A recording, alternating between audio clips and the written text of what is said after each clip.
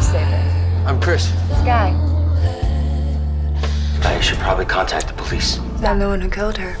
To the stud. Now you're catching on. She made it! Mother's maiden name.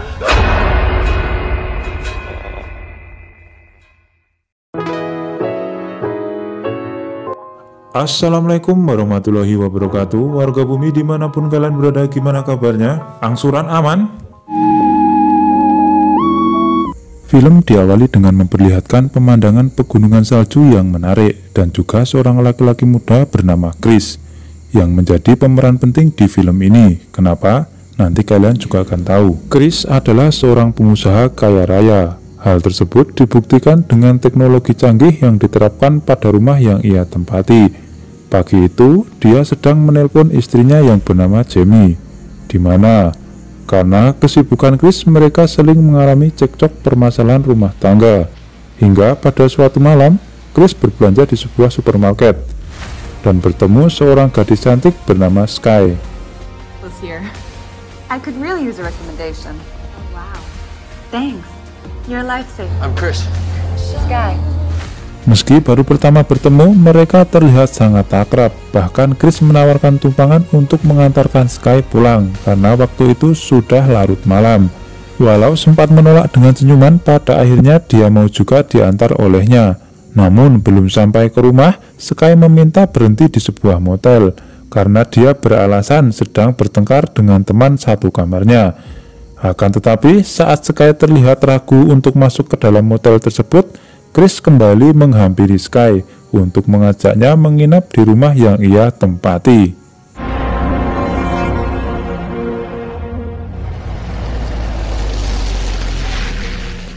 Setibanya di rumah Chris, Sky merasa sangat terpukau dengan rumah miliknya. Selain terletak di puncak gunung, rumah tersebut juga berteknologi sangat canggih. Kemudian obrolan mereka dibuka dengan minum anggur bersama, sembari mengobrol tentang diri masing-masing, di mana Chris merupakan seorang pekerja yang sengaja pensiun dini karena kekayaan yang ia miliki sudah melebihi dari kata cukup. Terlebih, dia juga memiliki bisnis di bidang IT yang bernilai jual fantastis, salah satunya aplikasi sistem keamanan rumah yang bisa dikontrol melalui smartphone. Kemudian Sky mengatakan bahwa dirinya adalah seorang model yang sengaja break untuk mencari pengalaman baru. Salah satunya dengan bekerja di sebuah bar tak jauh dari tempat tinggalnya. Mendengar jawaban tersebut, Chris menunjukkan koleksi anggur mahal miliknya dalam jumlah yang sangat banyak. Karena malam semakin larut dan suasana semakin mendukung, akhirnya mereka berdua menghabiskan malam dengan bermain gundu. Singkat cerita, di pagi hari Sky sudah kembali ke motel tempat tinggalnya. Namun di dalam kamar, dia terlibat pertengkaran dengan satu temannya yang bernama Lisa. Yeah, no, maybe you should go, right? Like Pecker shouldn't go, Lisa, right? Sedangkan di sisi lain, Chris meratapi masa bahagia bersama istri dan anaknya melalui sebuah lukisan yang dibuat sendiri oleh buah hatinya. Di malam hari, laki-laki Chris mendatangi Sky di tempat bar tempat dia bekerja, berharap Sky adalah sosok yang ia cari selama ini dan mengobati luka akibat perceraian dengan Jimmy, istrinya. Setelah bercerita satu sama lain, akhirnya Sky dan Chris kembali ke mobil. Akan tetapi di sana terlihat seorang pencuri yang hendak membobol mobil miliknya. Hal tersebut membuat si pencuri panik dan lalu menyerang dirinya, yang membuat salah satu kakinya harus patah. Go fuck yourself. Sky. Wait. Yang membuat Chris harus duduk di kursi roda untuk sementara waktu. Kemudian Sky menawarkan diri untuk menjaga dan merawat Chris tanpa curiga, dan karena pada dasarnya Chris juga suka dengan Sky, dia pun menerima tawaran Sky dan memberi kode akses rumah miliknya. Dikarenakan kode akses masuk rumah Chris sudah Sky dapatkan, dia pun kembali ke rumah kontrakannya, yang mana di dalam kontrakan Lisa masih terus memarahi Sky. Hal tersebut membuat Sky langsung mengemasi barang-barang miliknya dan berniat pergi dari rumah kontrakannya. Di momen ini dapat ditarik kesimpulan ternyata mereka berdua adalah seorang pasangan lesbi. Itu alasannya kenapa Lisa selalu memarahi Sky jika dia tidak pulang ke rumah. Kembali kepada Chris yang saat itu sedang tertidur. Kemudian Sky mulai merayu dan menemani hari-harinya dengan penuh kebahagiaan. Berbeda dengan Lisa yang saat itu ditemukan oleh Ronald pemilik motel dalam keadaan tak bernyawa di bak kamar mandi. Kemudian atas kejadian itu Ronald melapor kepada pihak yang berwajib. Kemudian saat dirinya diinterogasi salah satu polisi, dia menerangkan bahwa Lisa bunuh diri karena depresi akibat ditinggal oleh Sky. Akan tetapi di sini polisi mempunyai pemikiran lain karena kematian Lisa yang sangat janggal. Tak hanya itu, polisi juga tidak menemukan database apapun berhubungan dengan Sky, dan besar kemungkinan Sky telah memalsukan identitasnya selama ini. Alur berpindah di rumah Chris yang saat itu tengah tertidur pulas. Dengan santai, Sky mengambil smartphone miliknya dan keesokan paginya baru Chris sadari bahwa smartphone miliknya tak berada pada tempatnya. Dan culunnya lagi, dia tak menaruh curiga sedikit pun kepada Sky. Tak berselang lama, Jimmy menelpon Chris dan menanyakan kabar darinya. Lantas dia mengatakan bahwa kaki kanannya patah akibat perampokan. Mendengar kabar tersebut, Jamie berniat ke rumah Chris bersama Willow pekan depan. Saat Chris mencoba mencari smartphone miliknya, tak sengaja ia menemukan sebuah foto milik Sky yang terlihat mesra bersama seorang gadis. Selepas dari itu, dia dikejutkan dengan berita di televisi yang tak lain adalah berita kematian Lisa.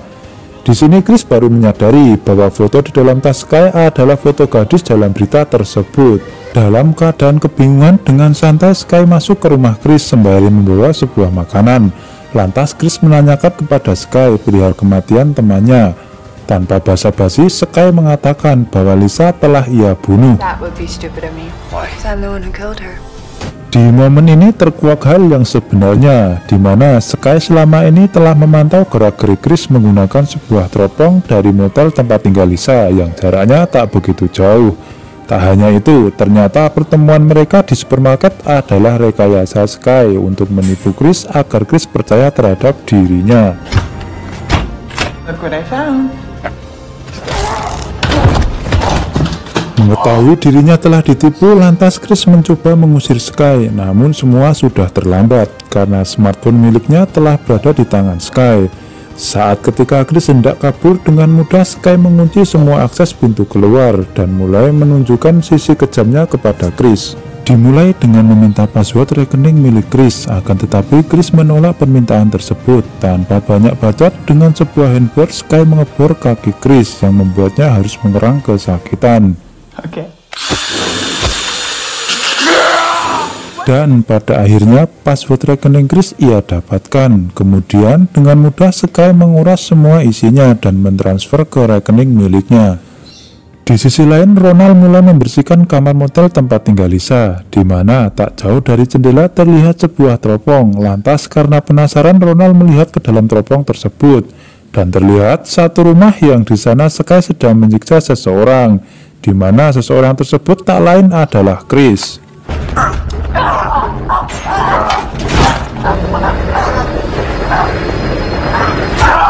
Di rumah Chris saat itu pencuri yang telah mematahkan kakinya datang menemui Sky. Melihat momen itu, Chris sangat emosi, namun ia tak bisa berbuat banyak. Berpindah kepada Ronald yang saat itu diam-diam datang ke rumah Chris saat Sky tak berada di sana.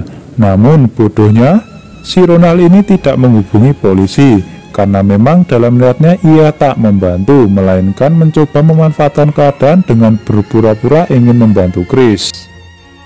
And now I'll get the tape off you. Call the police. No, first me and my crew. Belum sempat menyelamatkan Chris, Ronald justru pergi menjauh membawa lukisan mahal milik Chris saat melihat Sky telah sampai di depan rumah.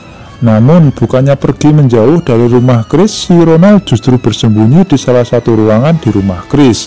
Maka dari itu dengan mudah Sky menemukan Ronald yang kemudian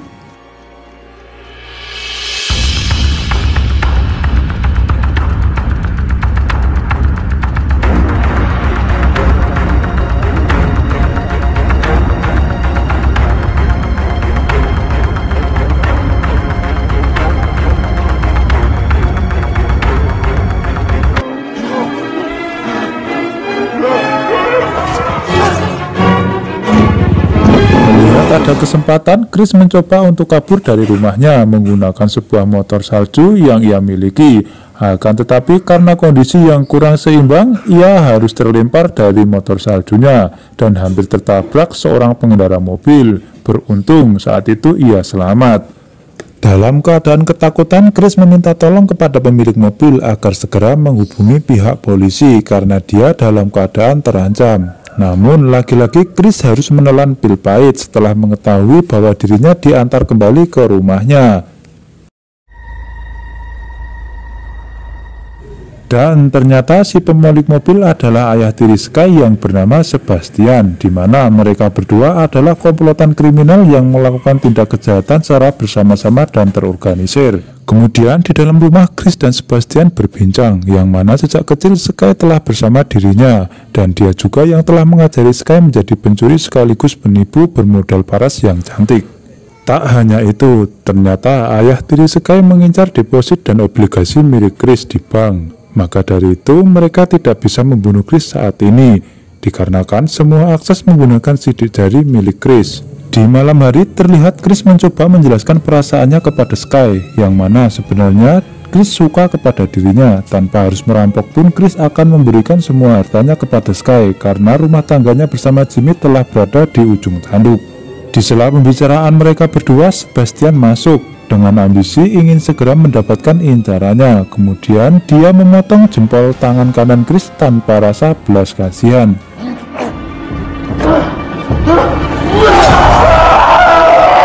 Di pagi harinya terlihat Jimmy dan Willow telah sampai di rumah Chris, namun mereka kaget karena banyak sekali ditemukan bercak darah dan juga keadaan rumah yang berantakan.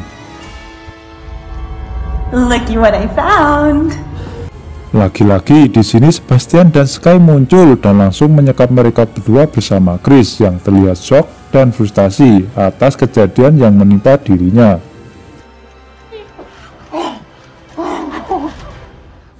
Kemudian di hari itu juga Sebastian dan Sky melanjutkan misinya untuk mencairkan deposit dan obligasi milik Chris dengan cara memasang jempol tangan Chris di tangan kanan Sebastian menggunakan sebuah perban agar tidak dicurigai oleh petugas. Meski sempat gagal, namun akhirnya kotak brankas berhasil dibuka. Akan tetapi di dalam kotak tersebut surat-surat obligasi milik Chris telah dipindahkan sejak lama oleh istrinya Jimmy.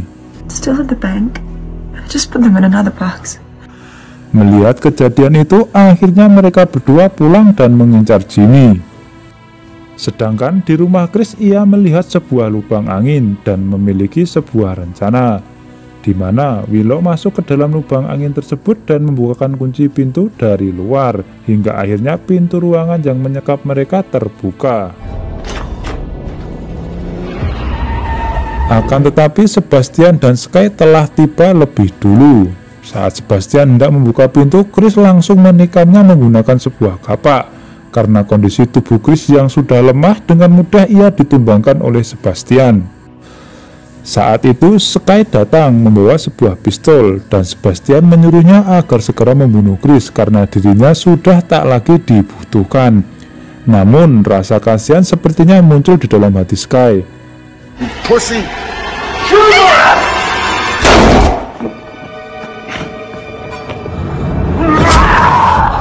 Karena kemungkinan Sky juga menaruh hati kepada Chris dan dia tak bisa memungkiri atas hal itu.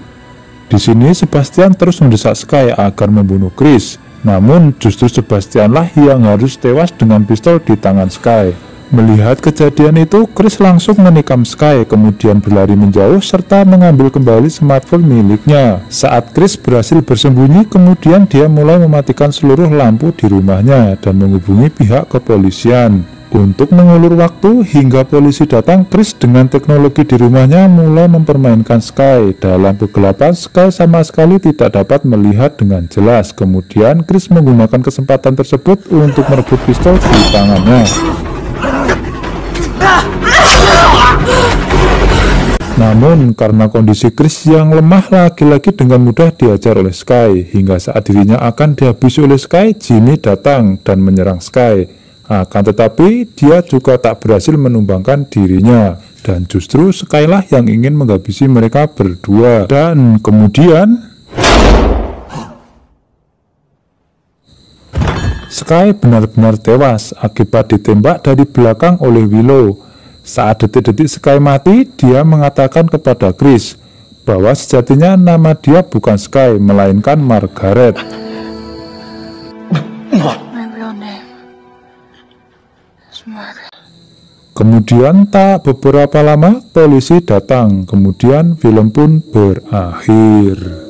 Pesan yang dapat diambil dari film ini, jangan mudah percaya kepada orang yang baru Anda kenal, karena segala sesuatu membutuhkan alur dan sebuah proses, kecuali Anda seorang pewaris bukan seorang perintis. Saya mewakili kru Bagong John pamit undur diri, sampai jumpa di video berikutnya dan salam pemburu cuan demi angsuran.